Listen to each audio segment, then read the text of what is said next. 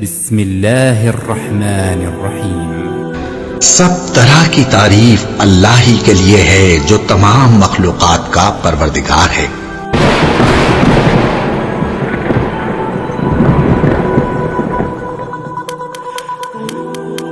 السلام علیکم محترم ناظرین، استقبال ہے آپ کا میرے یوٹیوب چینل قمر شفیق میں۔ محترم ناظرین، آج کا یہ ویڈیو بہت ہی بہترین ہونے والا ہے، لہٰذا آخری تک ضرور دیکھیں۔ محترم ناظرین، آج اس ویڈیو میں انشاءاللہ ہم بتائیں گے کہ کیا عید میلاد النبی صلی اللہ علیہ وسلم منانا جائز ہے، منانا چاہیے یا نہیں، اور اس مجلس میں شریک ہونا، شامل ہونا کیسا ہے۔ میرے محترم بزرگوں اور دوستوں، یہ بھی بتائیں گے کہ اس کو کس نے شروع کیا اور کون سی صدی سے یہ شروع ہوا۔ محترم ناظرین، حضرت صلی اللہ علیہ وسلم کا ذکر مبارک کرنا، آپ کی پاکیزہ سیرت اور احوال زندگی کو پڑھنا، سننا، بیان کرنا سال کے کسی بھی دن میں باعث فضیلت، موجب برکت اور اجر و ثواب کا کام ہے، لیکن صحیح اور مستند روایات یا معتبر کتابوں کے ذریعے ہونا چاہیے۔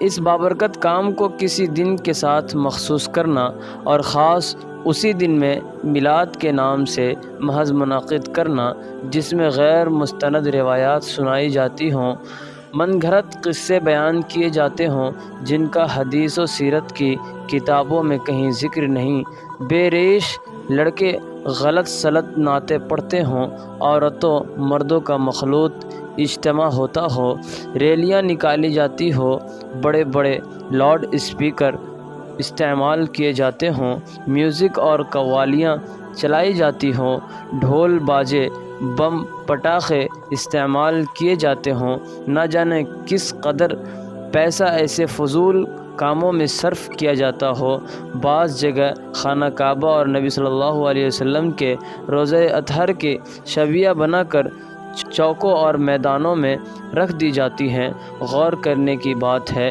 کہ جو کام اس طرح کے حرام، فضول اور گناہوں کے کاموں کا مجموعہ ہو، اس کے بدعت اور ناجائز و حرام ہونے میں کیا شبہ رہ جاتا ہے۔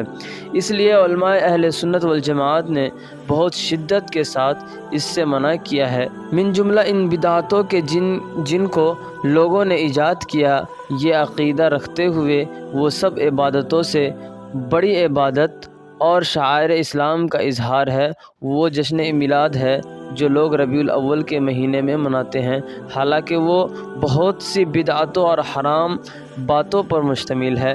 ربیع الاول کی خاص تاریخ میں میلاد کرنا اور جشن منانا نہ حضرات صحابہ کرام سے ثابت ہے، نہ ائمہ مجتہدین اور فقہائے امت سے۔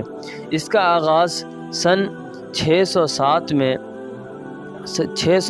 ہجری میں سلطان ابو سعید المظفر نے کیا۔ اس کے بعد سے نئی خرافات کے اضافے کے ساتھ برابر جاری ہے، جو مجاز شریعت طریق سنت کے خلاف ایک بدعت ہے۔ اس میں شرکت کرنا جائز نہیں ہے۔